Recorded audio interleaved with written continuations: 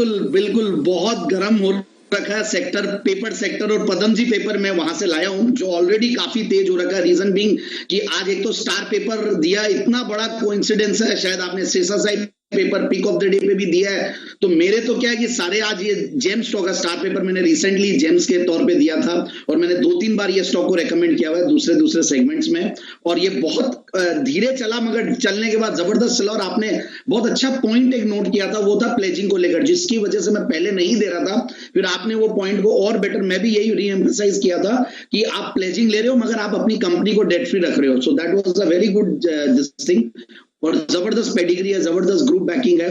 तो मुझे लगता है कि ये तो जबरदस्त स्टॉक है, ये स्टार पेपर। और पदमजी पेपर अगेन एक फैंटास्टिक क्वालिटी कंपनी, मतलब मैं सबसे बढ़िया बात है, कोई भी बड़ा कॉर्पोरेट एक्शन होता है कंपनी में, 2014 जनवरी को एक कॉर्पोरेट एक्शन हुआ था जहां पे ग्रुप के अलग अलग जो हाइजीन और ये बिजनेसेस करते हैं, पेपर बिजनेसेस, वो सारों को एक में क्लब करके इन्होंने एक कंपनी बनाई, पदमजी पेपर प्रोडक्ट्स, और बेहतरीन परफॉर्मेंस उस पर्टिकुलर टाइम के बाद आ रहा। और देखिए ये सब जो कंपनियां जो काम कर रही है इन दिनों में, टिश्यू पेपर्स का जबरदस्त यूसेज आ रहा है, हम सब बात करते हैं टिश्यू पेपर की भी, और स्पेशलिटी पेपर, रैपिंग और फूड ग्रेड पैकेजिंग पेपर, और ये सब का काम है।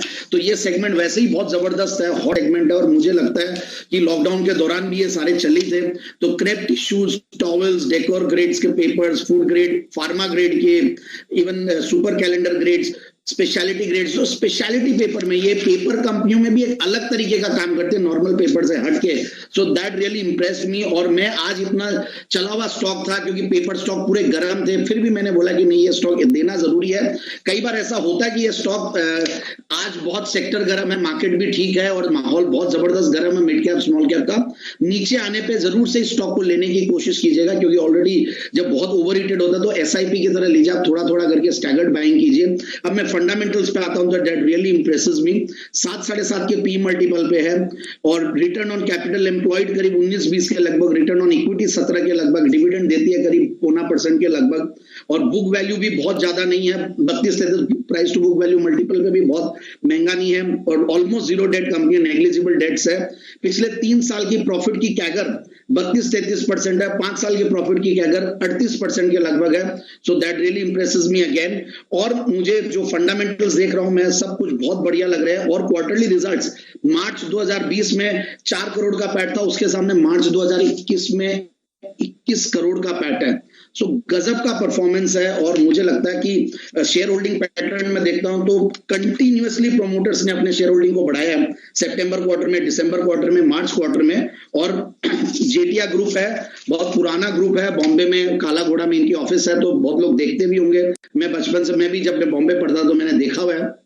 तो ओवरऑल मुझे लगता है कि स्टॉक में बिल्कुल एंट्री लेनी चाहिए। और एक चीज और, मैंने एक फॉइट पेपर दिया था जिसकी स्पेलिंग तो है VOITH, फॉइट पेपर, फॉइट से ये लोग मशीन खरीदे हैं, सो काफी अपडेटेड, और वो जर्मनी की कंपनी है, फॉइट सल्जर जर्मनी, और 2 यांकी मशीन्स। तो इस तरीके का इन्होंने मैन्युफैक्चरिंग का भी बहुत जबरदस्त इंफ्रास्ट्रक्चर लगा रखा है और अच्छी कैपेसिटीज बनाई है। तो मुझे लगता है कि स्टॉक को बिल्कुल इन लेवल्स पे लिए और आराम से 50 से 55 रुपए के टारगेट्स के लिए आने वाले 6 से 9 महीने